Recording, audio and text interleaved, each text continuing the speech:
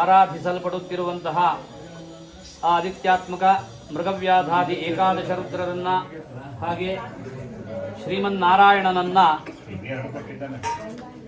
ಸ್ಮರಿಸುತ್ತಾ ಅವನ ದಿವ್ಯ ಚೈತನ್ಯ ಆ ಒಂದು ಸಾನ್ನಿಧ್ಯಕ್ಕೆ ನಮಸ್ಕರಿಸುತ್ತಾ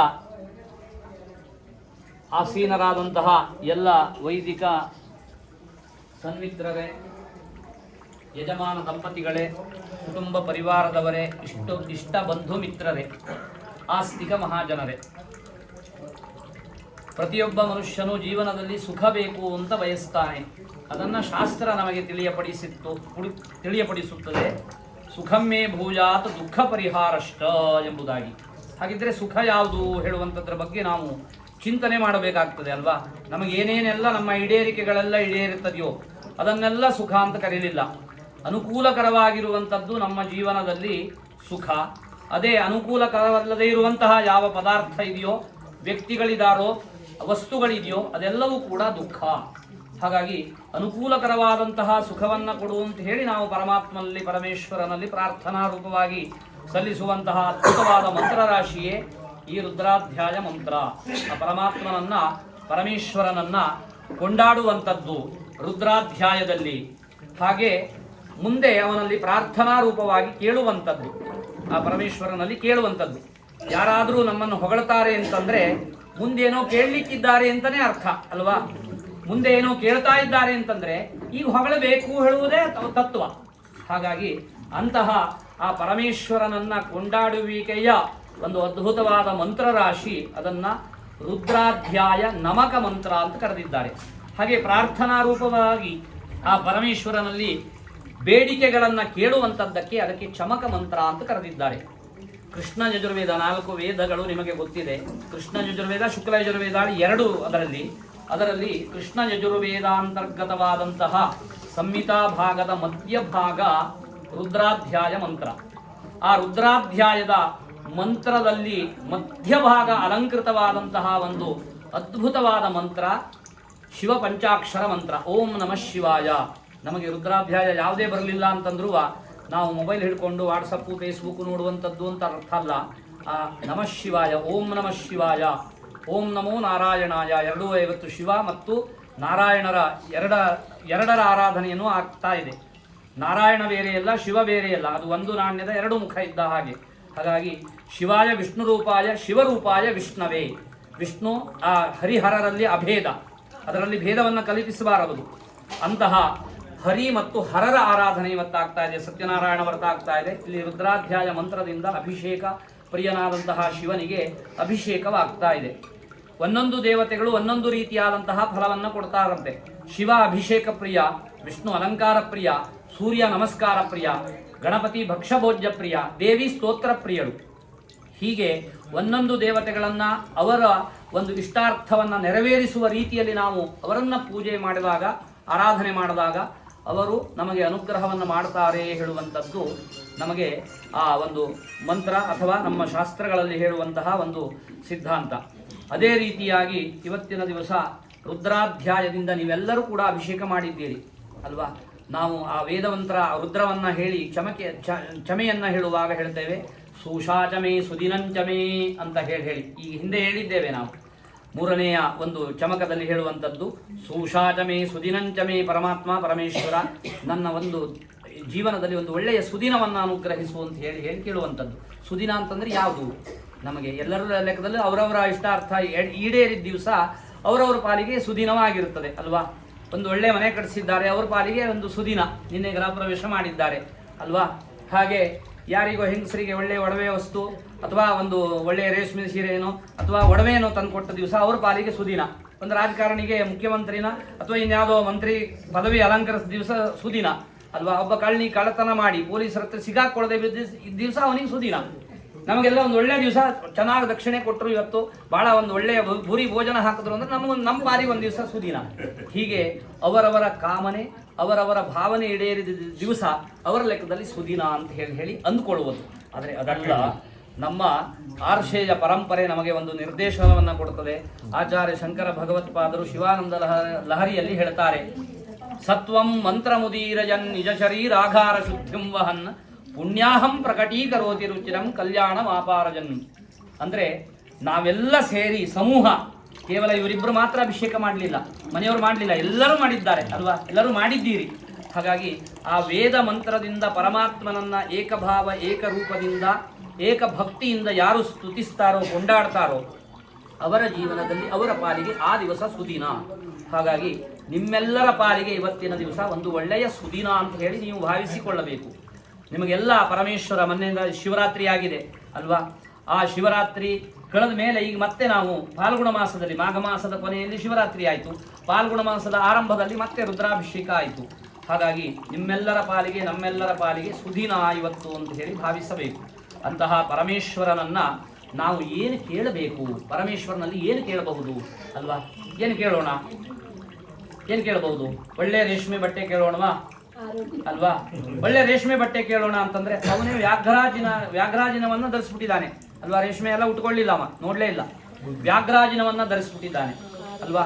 ಒಳ್ಳೆಯ ಬಂಗಾರ ರೇಟ್ ತುಂಬಾ ಆಗ್ಬಿಟ್ಟಿದೆ ಆಯ್ತಾ, ಆದ್ರೂ ಒಂದು ಒಳ್ಳೆ ಆಭರಣ ಕೇಳ್ಬಿಡೋಣ ಅಂತಂದ್ರೆ, ಆದರೆ ಅವನು ಸರ್ಪ ಕೊಟ್ಟರು ಬೇಡ ಅಂತ ಹೇಳುವಷ್ಟರ ಮಟ್ಟಿಗೆ ಹೆದರಿಕೆ ಆಗ್ತದೆ ಅಲ್ವಾ. ಅವನು ಸರ್ಪೈರ್ ಭೂಷಿತ ಕಂಠಕರ್ಣ ವಿವರೆ, ಸರ್ಪಾಭರಣವನ್ನ ಧರಿಸಿಬಿಟ್ಟಿದ್ದಾನೆ.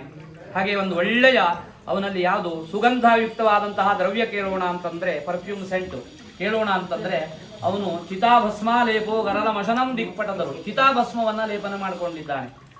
ಹಾಗೆ ಅವನಲ್ಲಿ ಒಂದು ಒಳ್ಳೆ ಕಾರ್ ಕೇಳ್ಬಿಡೋಣ, ಮನೆಯೆಲ್ಲ ಆಯಿತು, ಒಂದು ಕೆಳಗಡೆ ಪಾರ್ಕಿಂಗ್ ಎರಡು ಕಡೆ ಕೊಟ್ಟಿದ್ದಾರೆ ನಮ್ಮ ಬಹುಶಃ, ಪಾರ್ಕಿಂಗ್ ಏರಿಯಾ ದೊಡ್ಡದಿದೆ, ಒಂದು ಕಾರ್ ಕೇಳ್ಬಿಡೋಣ, BMW ಕೇಳ್ಬಿಡೋಣ ಅಂತಂದ್ರೆ ಅವನೇ ಮುದಿಯಾದ ಎತ್ತಿಟ್ಟುಕೊಂಡಿದ್ದಾನೆ ಅಲ್ವಾ, ಮೈಲೇಜ್ ಬರುವುದಿಲ್ಲ ಅದು, ಅಂತಹ ಒಂದು ವಾಹನವನ್ನು ಕೇಳಲಿಕ್ಕೂ ಕೂಡ ಆಗೋದಿಲ್ಲ. ಹಾಗಿದ್ರೆ ಪರಮೇಶ್ವರನಲ್ಲಿ ಏನು ಕೇಳಬೇಕು? ಈ ಸಂಸಾರದಲ್ಲಿ ಬೇಕಾದಂಥದ್ದನ್ನು ಕೇಳಲಿಕ್ಕೆ ಕೊಡಲಿಕ್ಕೆ ಸಮರ್ಥನೆಯವನು ಹೇಳುವಂತಹ ಒಂದು ಜಿಜ್ಞಾಸೆ ಉಂಟಾದಾಗ ಪರಮೇಶ್ವರ ಎಲ್ಲವನ್ನೂ ಕೊಡ್ಲಿಕ್ಕೆ ಸಮರ್ಥನಂತೆ. ಅವನನ್ನೇ ಅವನು ಕೊಟ್ಟುಬಿಟ್ಟಿದ್ದಾನೆ. ರಾವಣೇಶ್ವರನಿಗೆ ತನ್ನ ಆತ್ಮಲಿಂಗವನ್ನೇ ಕೊಟ್ಟಿದ್ದಾನೆ. ಗೋಕರ್ಣದಲ್ಲಿದೆ ಅಲ್ವಾ, ಗೋಕರ್ಣದಲ್ಲಿ ಆತ್ಮಲಿಂಗ ಎಲ್ಲರೂ ದರ್ಶನ ಮಾಡಿರ್ಬೋದು ಅಲ್ವಾ. ಗೋಕರ್ಣದಲ್ಲಿ ಆತ್ಮಲಿಂಗ ದರ್ಶನ ಮಾಡದೇ ಇದ್ರೆ ಅಲ್ಲಿ ಮಹಾಬಲೇಶ್ವರ ಇರೋದು, ಇಲ್ಲೇ ಮಾಡಿ, ಮಹಾಬಲೇಶ್ವರ ಭಟ್ರು ಇಲ್ಲೇ ಇದ್ದಾರೆ ಆಯ್ತಾ. ಹಾಗಾಗಿ ಅಂತಹ ಆ ಪರಮೇಶ್ವರ ಎಲ್ಲವನ್ನೂ ಕೊಡ್ಲಿಕ್ಕೆ ಸಮರ್ಥ. ಎಲ್ಲವೂ ಇದ್ದೂ ಕೂಡ ಯಾವುದು ಇಲ್ಲ ಹೇಳುವಂತಹ ಸಂಸಾರದಲ್ಲಿ ಎಲ್ಲವೂ ಇದ್ದರೂ ಕೂಡ ಯಾವುದು ಇಲ್ಲ ಹೇಳುವಂತಹ ನಿರೀಶ್ವರ ಭಾವದಲ್ಲಿ ಯಾರು ಜೀವನವನ್ನು ನಡೆಸ್ತಾರೋ ಅದು ಈಶ್ವರ ತತ್ವಕ್ಕೆ ಸಮಾನವಾದಂಥದ್ದು, ಮುಕ್ತಿಗೆ ಸೋಪಾನವಾದಂಥದ್ದು. ಅಂತಹ ತತ್ವವನ್ನು ಹೊಂದಿದಂಥವನು ಪರಮೇಶ್ವರ. ಅಲ್ಲಿ ನೋಡಿ ಅವನ ಶಿವನ ಒಂದು ಪರಿವಾರ ಹೇಗಿರ್ತದೆ, ಒಬ್ಬರು ಕಂಡ್ರೂ ಒಬ್ಬರಿಗೆ ಆಗೋದಿಲ್ಲ, ಆದರೂ ಎಲ್ಲರೂ ಹೊಂದಾಣಿಕೆ ಮಾಡ್ಕೊಂಡಿದ್ದಾರಾ? ನಮ್ಮ ದೇಶದಾಗೆ ಒಬ್ಬರು ಕಂಡ್ರೂ ಒಬ್ಬರಿಗೆ ಆಗೋದಿಲ್ಲ, ಆದರೆ ನಾವೆಲ್ಲ ಒಂದಾಗಿ ಹೊಂದಾಣಿಕೆ ಮಾಡ್ಕೊಂಡಿದ್ದೇವೆ ಅಲ್ವಾ. ಅಲ್ಲಿ ಪರಸ್ಪರ ಹಾವನ್ನು ಕಂಡ್ರೆ ಇಲಿಗಾಗಲ್ಲ, ಗಣಪತಿ ವಾಹನ ಇಲಿಗೆ ಹಾವಿಗೆ ವಿರುದ್ಧ ಅಲ್ವಾ. ಮತ್ತೆ ಅಲ್ಲಿ ವೃಷಭಕ್ಕೆ ಮತ್ತೆ ಸಿಂಹಕ್ಕೆ ವಿರುದ್ಧ, ವೃಷಭ ಪರಮೇಶ್ವರನ ವಾಹನ, ಹಾಗೆ ಸಿಂಹ ಪಾರ್ವತಿಯ ವಾಹನ. ಹೀಗೆ ಎಲ್ಲವೂ ಪರಸ್ಪರ ವಿರೋಧವಾಗಿದ್ದರೂ ಸಹಿತ ಒಟ್ಟಾಗಿ ಇರುವಂತಹ ಒಂದು ಅದ್ಭುತವಾದ ತತ್ವವೇ ಶಿವತತ್ವ. ಅಂತಹ ಶಿವತತ್ವವನ್ನು ನಾವು ಆಸ್ವಾದನೆ ಮಾಡಿದಾಗ ಮೋಕ್ಷಕ್ಕೆ ಸೋಪಾನ. ಆ ರುದ್ರಾಧ್ಯಾಯದಿಂದ ಅವನನ್ನು ನಾವು ಸ್ತುತಿಸಿ ಪರಮೇಶ್ವರನಲ್ಲಿ ಅವನ ಎಲ್ಲ ರೀತಿಯಾದಂತಹ ಒಂದು ಕೊಂಡಾಡುವಿಕೆಯನ್ನು ಮಾಡಿ, ಹಾಗೆ ಅವನಲ್ಲಿ ಚಮಕ ಮಂತ್ರದಲ್ಲಿ ಅವನಲ್ಲಿ ಪ್ರಾರ್ಥಿಸುವಂಥದ್ದು.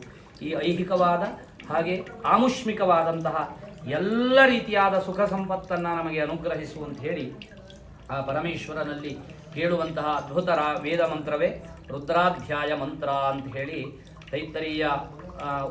ತೈತ್ತರೀಯ ಸಂಹಿತಾ ಭಾಗದಲ್ಲಿ ಮಧ್ಯದಲ್ಲಿರುವಂತಹ ಅದ್ಭುತವಾದ ರಾಶಿ ರುದ್ರಾಧ್ಯಾಯ ಮಂತ್ರ. ಆ ಮಂತ್ರದಿಂದ ಅಭಿಷೇಕ ಪ್ರಿಯನಾದಂತಹ ಶಿವನಿಗೆ ಇವತ್ತಿನ ದಿವಸ ನೀವು ಅಭಿಷೇಕ ಪೂಜೆಯನ್ನು ಮಾಡ್ತಾ ಇದ್ದೀರಿ, ಮಾಡಿದ್ದೀರಿ. ಹಾಗೆ ರುದ್ರ ಹವನ ಆಗಲಿಕ್ಕಿದೆ. ಏಕಾದಶ ಬ್ರಾಹ್ಮಣರು, ಏಕಾದಶ ರುದ್ರರು, ಆ ಏಕಾದಶ ರುದ್ರನ ಪ್ರೀತ್ಯರ್ಥವಾಗಿ ಏಕಾದಶ ಬ್ರಾಹ್ಮಣರು, 11 ಜನ ಬ್ರಾಹ್ಮಣರು 11 ಬಾರಿ ರುದ್ರ ಮಂತ್ರವನ್ನು ಪಠಿಸಿದಾಗ 121 ಬಾರಿ ಆಗತ್ತೆ. ಅದನ್ನು ರುದ್ರೈಕಾದಶಿನಿ ಅಂತ ಹೇಳಿ ಕರೆದಿದ್ದಾರೆ. ಹಾಗಾಗಿ ಅಂತಹ ರುದ್ರಾಧ್ಯಾಯವನ್ನು ಅಭಿಷೇಕ ಮಾಡಿ ಆದ ಮೇಲೆ ರುದ್ರಹವನವನ್ನು ಮಾಡುವುದು, ಈಶ್ವರನಿಗೆ ನಮ್ಮ ಪಾಪವನ್ನು ಪರಿಹಾರಕ್ಕೋಸ್ಕರವಾಗಿ ಕಪ್ಪು ಎಳ್ಳು ಪಾಪದ ಪರಿಹಾರ. ಹಾಗಾಗಿ ಆ ಕಪ್ಪು ಎಳ್ಳನ್ನೇ ಹೋಮ ಮಾಡಬೇಕು, ಬಿಳಿ ಎಳ್ಳನ್ನು ಮಾಡುವುದಲ್ಲ. ಕಪ್ಪು ಎಳ್ಳಿಗೆ ಭತ್ತವನ್ನು ಮಿಶ್ರಣ ಮಾಡಿ ಅದಕ್ಕೆ ತುಪ್ಪದಿಂದ ಮಿಶ್ರಣವನ್ನು ಮಾಡಿ ತುಪ್ಪ ಆಯುಷ್ಯವನ್ನು ಅಭಿವೃದ್ಧಿಪಡಿಸುವಂತಹ ದ್ರವ್ಯ, ತಿಲ ಪಾಪವನ್ನು ಪರಿಹಾರ ಮಾಡುವಂತಹ ದ್ರವ್ಯ, ಭತ್ತ ಅಭೀಷ್ಟವನ್ನು ಸಿದ್ಧಿಗೊಳಿಸುವಂತಹ ದ್ರವ್ಯ. ಹಾಗಾಗಿ ಆ ಮೂರನ್ನು ಮಿಶ್ರಣ ಮಾಡಿ ರುದ್ರಾಧ್ಯಾಯ ಮಂತ್ರದಿಂದ ಆ ಪರಮೇಶ್ವರ ಪ್ರೀತ್ಯರ್ಥವಾಗಿ ಅಗ್ನಿಮುಖಾವೈ ದೇವಾಹ ಅಗ್ನಿಯಲ್ಲಿ ಹವಿಸ್ಸನ್ನು ಸಮರ್ಪಿಸಿ ಆ ಪರಮೇಶ್ವರನಲ್ಲಿ ಪ್ರಾರ್ಥಿಸುವಂಥದ್ದು. ಹಾಗಾಗಿ ಇವತ್ತಿನ ದಿವಸ ನೀವು ಮಾಡುವಂತಹ ಈ ಪೂಜೆ, ಹಾಗೆ ಜಪ, ಅಭಿಷೇಕ, ಅರ್ಚನೆ, ಹೋಮ ಇವೆಲ್ಲದರಿಂದ ಆ ಪರಮೇಶ್ವರ ಸಂತುಷ್ಟನಾಗಿ ನಿನ್ನೆಯ ದಿವಸ ಮನೆಯನ್ನು ಕಟ್ಟಿದ್ದೀರಿ, ಮನೆ ಕಟ್ಟಿ ನೋಡು, ಮದುವೆ ಮಾಡಿ ನೋಡು ಅಂತ ಹೇಳಿ ಹಿರಿಯರು ಹೇಳಿದ್ದಾರೆ ಅಲ್ವಾ. ಎಷ್ಟು ಕಷ್ಟ ಅಂತ ಹೇಳಿ ಗೊತ್ತಿದೆ. ಆ ಮನೆಯ ಗೃಹ ಪ್ರವೇಶದ ನಂತರದಲ್ಲಿ ಒಂದು ಒಳ್ಳೆಯ ಪೂಜೆಯನ್ನು ಇಟ್ಟುಕೊಂಡು ಎಲ್ಲರನ್ನೂ ಕರೆದು, ಬಂಧು ಬಾಂಧವರನ್ನೆಲ್ಲ ಕರೆದು ಅಲ್ವಾ, ಮೊನ್ನೆನೂ ಎಲ್ಲರೂ ಬಂದಿರಬಹುದು ಬಹುಶಃ ಅಲ್ವಾ. ಇವತ್ತು ಕೂಡ ಆ ಅಭಿಷೇಕ ಪೂಜೆಯನ್ನು ಮಾಡಿ ಅವರೆಲ್ಲರಿಗೂ ನೀವು ಹಸ್ತೋದಕವನ್ನು ಹಾಕಿ ಈ ಒಂದು ಮನೆಯಲ್ಲಿ ಉತ್ತಮವಾದಂತಹ ಜೀವನವನ್ನು ನಡೆಸಲಿಕ್ಕೆ ಬೇಕಾದಂತಹ ಎಲ್ಲ ರೀತಿಯಾದ ಮಂಗಲಪ್ರದವಾದಂತಹ ಒಂದು ಅನುಗ್ರಹ ಆ ಪರಮೇಶ್ವರ ಶ್ರೀಮನ್ನಾರಾಯಣನಿಂದ ನಮಗೆ ಅನುಗ್ರಹವಾಗಲಿ ಅಂತ ಹೇಳಿ ಪ್ರಾರ್ಥಿಸಿಕೊಂಡು ಈ ಪೂಜೆಯನ್ನು ಮಾಡ್ತಾ ಇದ್ದೀರಿ. ತಜ್ಜನ್ಯವಾದ ಎಲ್ಲ ಫಲಗಳು ನಿಮಗೆ ಸಿಗಲಿ. ಯಾಕೆಂತಂದರೆ ಆಶೀರ್ವಚನವನ್ನು ಮಾಡುವುದು ಕೊನೆಗೆ, ಅದರ ಮಧ್ಯದಲ್ಲೇ ಯಾಕೆ ಮಾಡ್ತಾ ಇದ್ದೇವೆ ಅಂತ ಕೇಳಿದ್ರೆ, ಪೂಜೆ ಹೋಮ ಆದ ಮೇಲೆ ಊಟ ಮಾಡಿಕೊಂಡು ಅವರೆಲ್ಲ ಹೋಗ್ಬಿಡ್ತಾರೆ.